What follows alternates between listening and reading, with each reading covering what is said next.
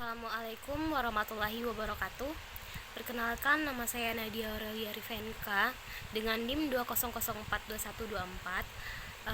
Pada pertemuan kali ini saya akan menjelaskan materi tentang pendekatan sistem politik, yang mana ini merupakan tugas dari mata kuliah Politik Kebijakan Publik, tugas pertemuan 3. Lanjut saja, yaitu tentang pendekatan sistem politik. Pendekatan sistem politik pada mulanya terbentuk dengan mengacu pada pendekatan yang terdapat dalam ilmu eksakta. Yang membedakan sistem politik dengan sistem lainnya dapat dilihat dari definisi politik itu.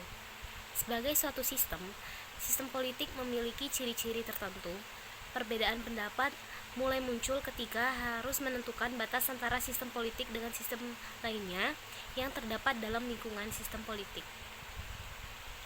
Pendekatan dasar sistem politik menurut David Easton terdapat 4. Yang pertama, identifikasi. Yang kedua, input dan output. Yang ketiga, diferensiasi dalam sistem politik. Yang keempat, integrasi dalam sistem. Menurut Gabriel Almond, yang pertama yaitu sistem politik itu mempunyai struktur dan lembaga politik. Yang kedua, sistem politik menjalankan fungsi yang sama walaupun frekuensinya berbeda. Yang ketiga, struktur politik menjalankan fungsi tertentu. Sistem politik juga merupakan sistem campuran apabila dilihat dari segi budaya. Yang pertama, penjelasan dari David Easton. Dalam identifikasi, setidaknya ada 2 hal yang harus diperhatikan, yaitu unit dalam sistem politik dan perbatasan. Dalam politik, unit berupa tindakan politik, adapun mengenai pembatasan itu perlu diperhatikan ketika membicarakan sistem politik dengan lingkungan. Yang kedua, untuk menjamin bekerjanya sistem politik diperlukan input yang rutin dan lengkap. Tanpa adanya input, sistem politik tidak akan bekerja. Lebih dari itu, tanpa output kita tidak akan dapat mengidentifikasi pekerjaan yang telah dihasilkan oleh sistem politik. Yang ketiga, dalam politik terdapat beragam tindakan politik dengan perannya masing-masing. Misalnya legislatif, eksekutif, yudikatif, partai politik, sampai dengan kelompok kepentingan dan kelompok penekan. Yang terakhir yaitu integrasi dalam sistem politik memungkinkan peraturan, kekuatan dalam kegiatan politik mempunyai kesadaran anggota sistem untuk menjaga keberadaannya. Mekanisme ini memaksa kerjasama minimal agar dapat membuat keputusan otoritatif. Selanjutnya yaitu penjelasan menurut Gabriel Almond. Dalam masyarakat yang paling sederhana sampai dengan masyarakat yang paling modern memiliki struktur dan lembaga politik yang dapat diperbandingkan sesuai dengan tingkat dan bentuknya. Perbedaan frekuensi terjadi karena perbedaan struktur. Fungsi dan struktur sistem politik pun dapat diperbandingkan mengenai bagaimana proses berjalannya dan bagaimana proses penyelenggaraannya. Sistem politik juga merupakan sistem campuran apabila dilihat dari segi budaya. Hal ini berarti tidak ada struktur politik dan kebudayaan yang paling modern dan paling tradisional, karena keduanya hanya bersifat relatif. Pendekatan politik dalam kebijakan. Administrasi negara yang menekankan fungsi-fungsi politik dalam bernegara. Fungsi-fungsi politik ini dimaksudkan yaitu memberi pengetahuan ke arah penguasaan negara, mempertahankan kekuasaan atau kedudukan, mengatur hubungan antara individu dan individu dengan negara, hubungan antara kelompok dan antar kelompok dengan negara, dan mengatur hubungan antar negara. Fungsi tersebut dipertahankan karena kekuasaan atas negara sebagai fungsi administrasi negara mempunyai perbedaan dalam cara, metode, dan prosedurnya bergantung pada bentuk pemerintahan dan bagaimana sistem pemerintahannya. Pendekatan politik dalam kebijakan yaitu terdiri dari 6. Yang pertama, pendekatan legal atau institusional. Kedua, pendekatan perilaku. Yang ketiga, pendekatan neomarxis. Yang keempat, teori ketergantungan atau dependency teori. Yang kelima, pendekatan pilihan rasional atau rational choice. Yang terakhir, pendekatan institusionalisme baru. Yang pertama, pendekatan legal atau konstitusional. Disebut juga sebagai pendekatan tradisional. Isi kajian dan cirinya yaitu filsafat, yang mana filsafat ini terdiri dari normatif, yaitu menjelaskan yang seharusnya, bukan keadaan yang sebenarnya. Yang selanjutnya preskriptif, deskriptif, paduan mana yang baik dan buruk. Dan kajian yang kedua yaitu sejarah, cirinya yaitu historis, kajiannya tentang masa lampau, deskriptifnya bersifat paparan. Kajian yang terakhir yaitu hukum, yang mana dalamnya yaitu ada lembaga formal.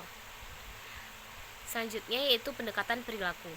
Mulai berkembang di Amerika pada tahun 1950, ini muncul karena ilmu politik itu dianggap tidak memuaskan karena tidak realistik dan sangat berbeda dengan kenyataan sehari-hari.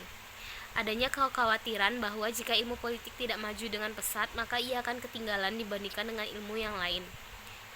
Selanjutnya di kalangan pemerintah Amerika telah muncul keraguan mengenai kemampuan para sarjana ilmu politik untuk menerangkan fenomena politik. David Easton dan Albert Schmidt menguraikan konsep pokok pendekatan perilaku. Perilaku politik menampilkan keteraturan, harus ada usaha membedakan secara jelas antara norma dan fakta.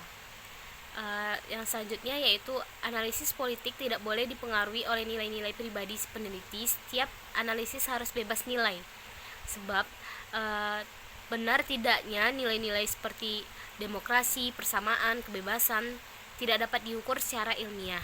Penelitian harus sistematis dan menuju pada pembentukan teori atau teori building. Selanjutnya pendekatan pasca perilaku atau post-behavioral approach. Dalam usaha mengadakan penelitian empirik dan kuantitatif, ilmu politik menjadi terlalu abstrak dan tidak relevan dengan masalah-masalah sosial. Menangani masalah sosial lebih penting daripada kecermatan dalam penelitian. Pendekatan ini bersifat konservatif karena terlalu menekankan keseimbangan dalam sistem dan kurang memberi peluang pada perubahan, yang mana hasilnya pendekatan ini membaur pada satu sama lain, dan pendekatan deskriptif dilengkapi dengan analisis pelakunya. Nilai dan normanya didudukkan kembali pada tempatnya, yang contohnya pada pasca perilaku yaitu The New Revolution in Politics Science oleh David Easton. Pendekatan selanjutnya yaitu pendekatan neo-Marxis.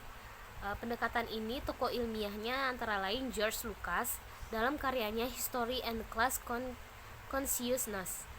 Para neo-Marxis menolak komunisme dari Uni Soviet yang represif, tapi di satu sisi juga tidak setuju dengan banyaknya aspek dari kapitalisme.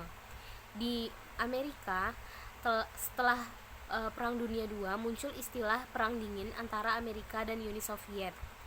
Tahun 1960-an, di Eropa Barat dan Amerika dilanda berbagai konflik sosial, ekonomi, dan rasial yang meresahkan.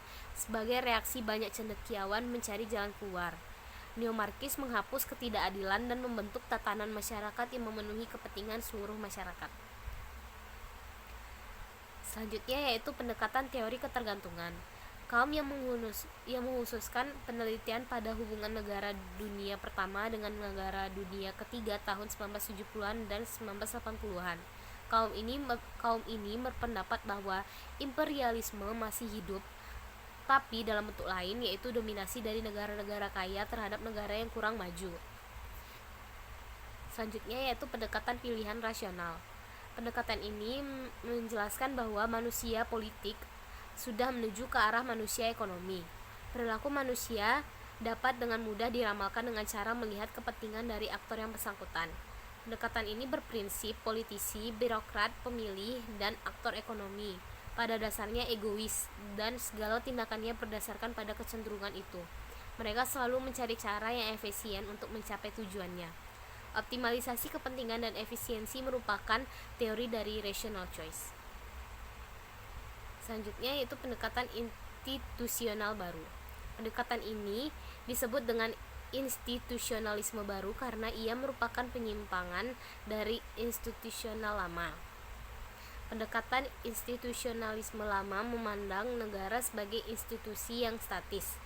Pendekatan ini memandang negara sebagai institusi yang dapat diperbaiki untuk mencapai tujuan tertentu. Contohnya seperti membangun masyarakat yang lebih makmur. Sekian materi yang dapat saya sampaikan. Mohon maaf jika terdapat kata yang salah. Mohon maaf. Saya akhiri. Assalamualaikum warahmatullahi wabarakatuh.